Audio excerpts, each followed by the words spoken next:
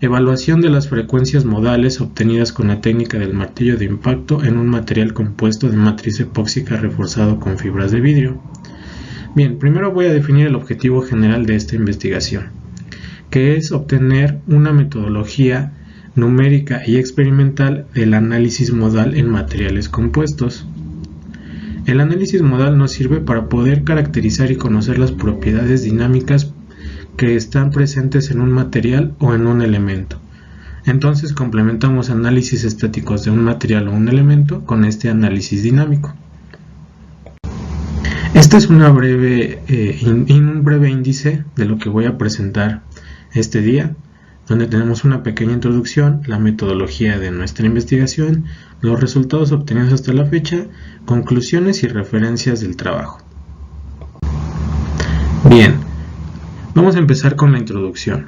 Aquí podemos decir que en la actualidad en la industria aeroespacial se está implementando el desarrollo de más componentes fabricados en materiales compuestos, o se busca mejorar las propiedades de los materiales que ya existen o de los componentes igual ya existentes. Esta gráfica en el eje horizontal nos muestra los años y en el eje vertical el porcentaje de el total de las aeronaves que está fabricado en materiales compuestos. Como se puede observar, en las últimas 2 décadas, el porcentaje de materiales compuestos presentes en aeronaves ha ido aumentando prácticamente de manera exponencial. Aquí vamos a hacer referencia al año 2010, donde las aeronaves Boeing 787 y Airbus 350, que son las más nuevas en ese tiempo de los fabricantes de aeronaves comerciales Boeing y Airbus, presentan ya más de la mitad de sus componentes y del total de sus materiales que sean materiales compuestos. ¿Qué ganamos con introducir los materiales compuestos en la aeronáutica?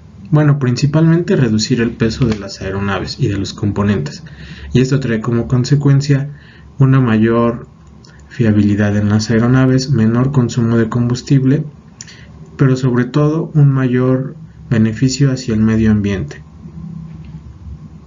porque evidentemente se necesita menos combustible para recorrer distancias más largas, lo que hace más eficientes este tipo de transportes.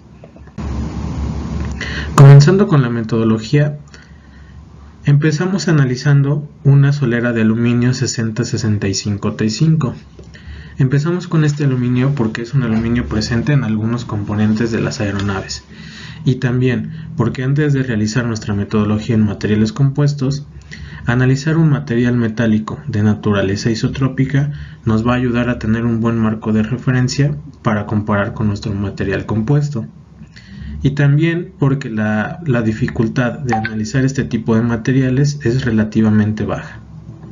Esto se debe a que hay muchas investigaciones actualmente de ya el estudio de este tipo de materiales. ¿Cómo comenzamos? Bueno, utilizando estas dos fórmulas.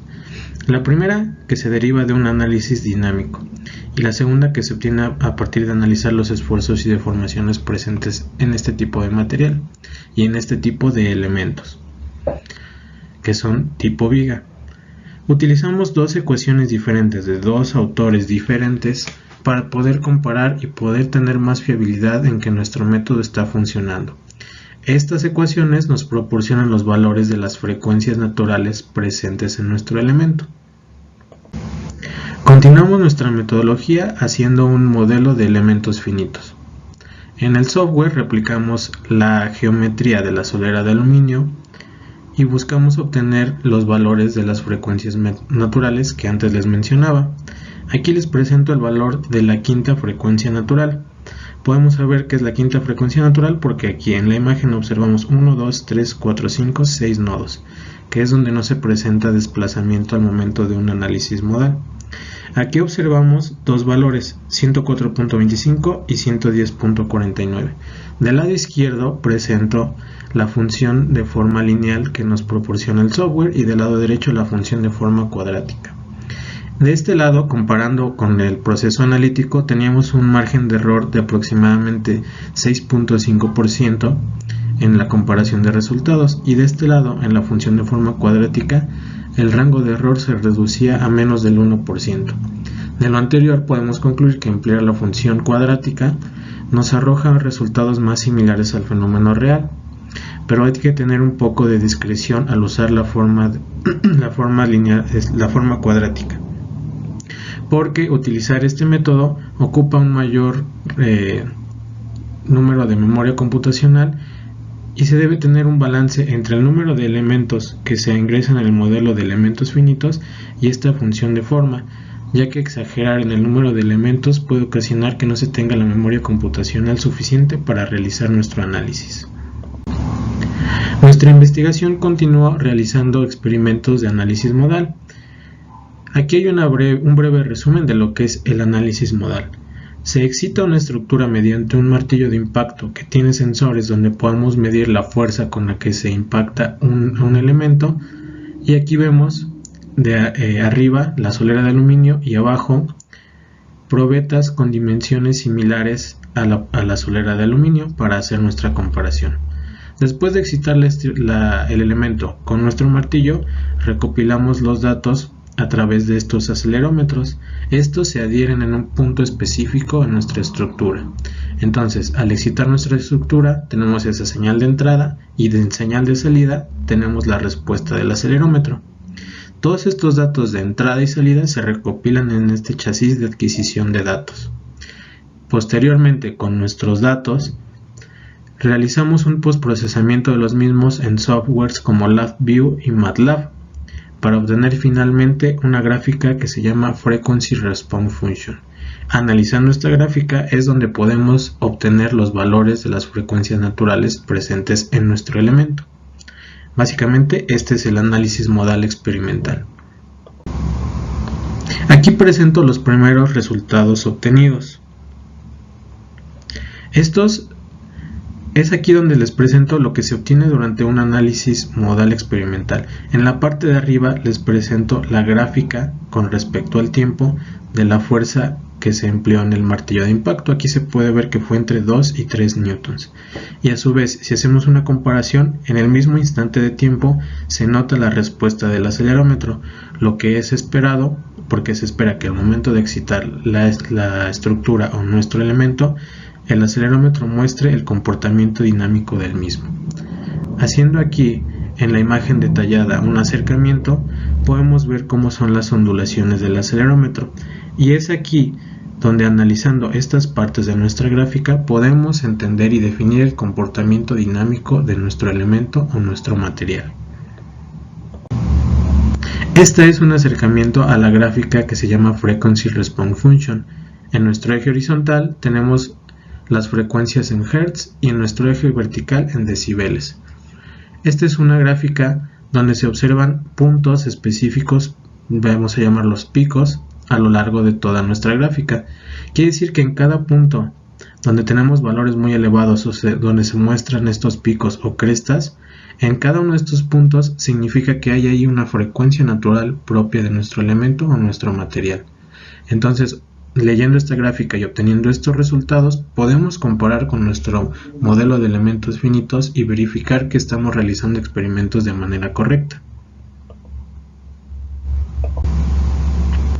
Una vez que corroboramos que nuestro modelo de elementos finitos tenía resultados semejantes a los valores analíticos en nuestro elemento metálico, empezamos con la fabricación de nuestras probetas en fibra de vidrio, que están compuestas de fibra de vidrio unidireccional y con resina epóxica. ¿Ok?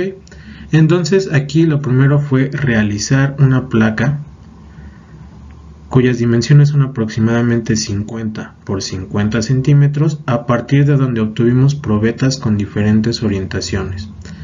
Como les mencioné, esta placa es únicamente con fibras unidireccionales, no es un estratificado.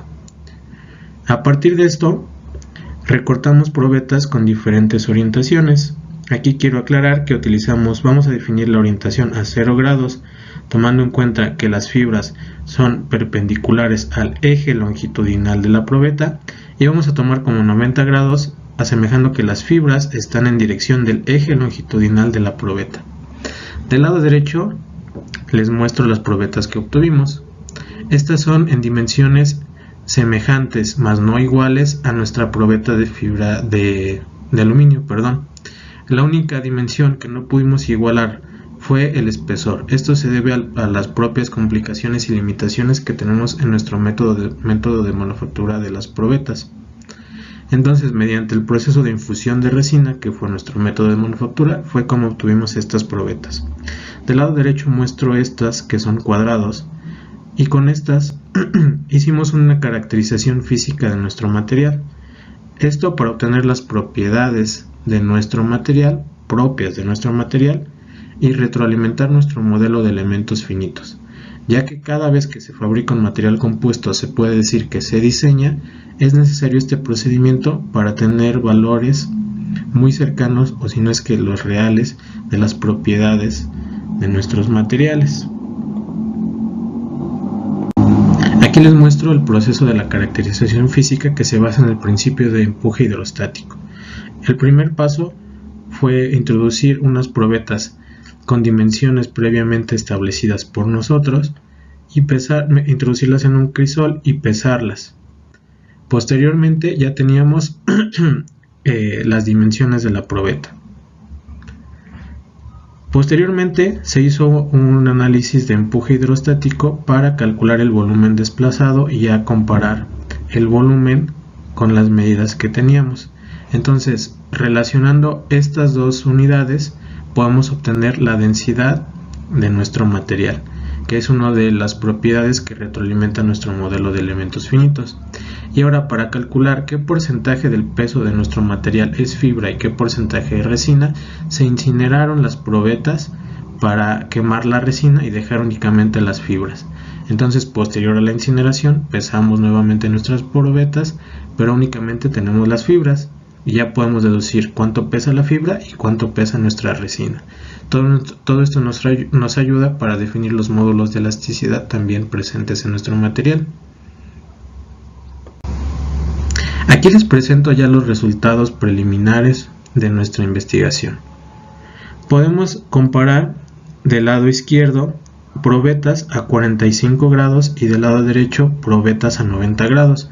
Como se observa, la respuesta de nuestro material se nota más larga, dura más tiempo en probetas de 90 grados que en las de 45, donde aquí se disipa más rápido la energía de excitación externa del material.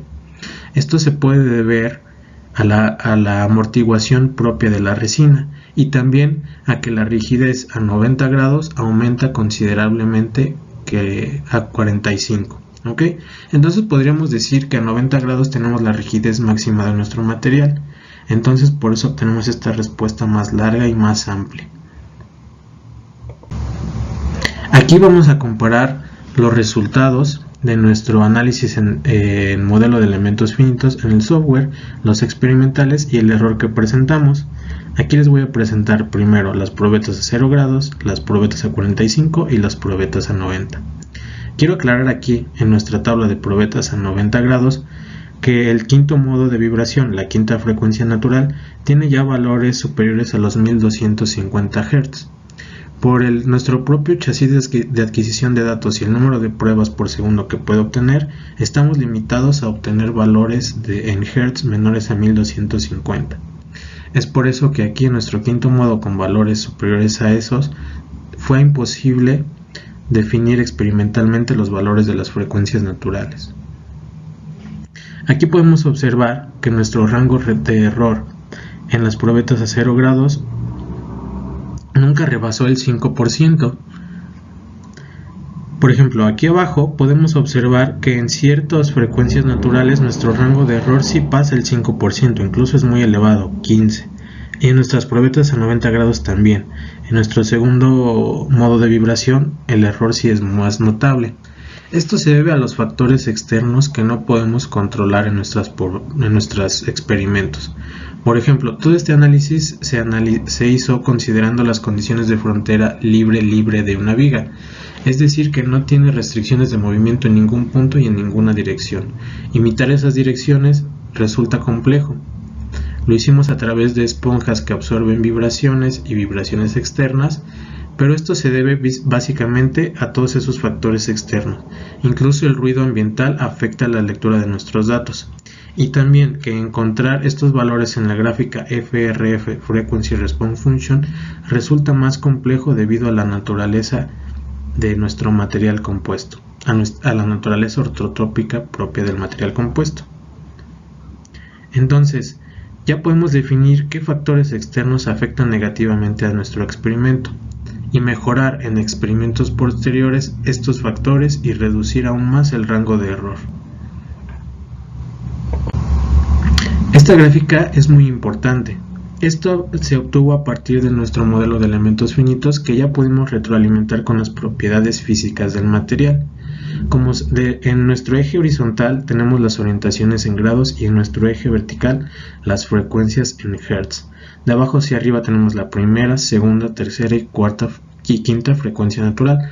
Como se observa, comparando con nuestros experimentos, sí concuerda, porque aumentan los valores en hertz de las frecuencias naturales conforme nuestras orientaciones llegan a 90 grados. Esto se relaciona con el aumento de la rigidez de nuestro material compuesto. Es un comportamiento que esperábamos de los experimentos y que pudimos corroborar con el modelo de elementos finitos. Aquí quiero hacer hincapié en algo. Pudimos encontrar que en elementos de dimensiones similares, uno de aluminio y uno de fibra de vidrio, los valores de las frecuencias naturales eran muy parecidos entre sí. Esto es de vital importancia porque quiere decir que a elementos iguales podemos cambiar el peso de los mismos y mantener el mismo comportamiento dinámico. Esto nos lleva a las conclusiones.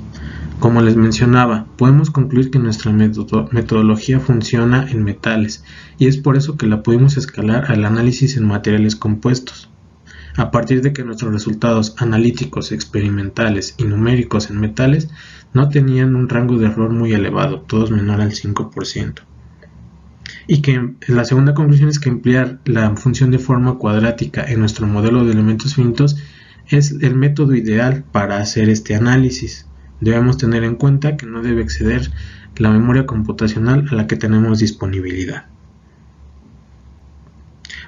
Otra conclusión es que el cambio de orientación en vigas de materiales compuestos reforzadas con fibras unidireccionales es el factor que influye más en el comportamiento de las frecuencias naturales en este tipo de elementos y en este tipo de materiales.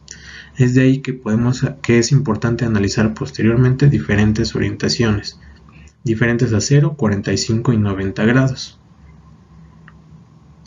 Y como les mencionaba, también se observa que en componentes de aluminio y de materiales compuestos reforzados con fibras unidireccionales a dimensiones muy semejantes, las primeras 5 frecuencias modales se mantienen prácticamente cercanas entre ambos elementos.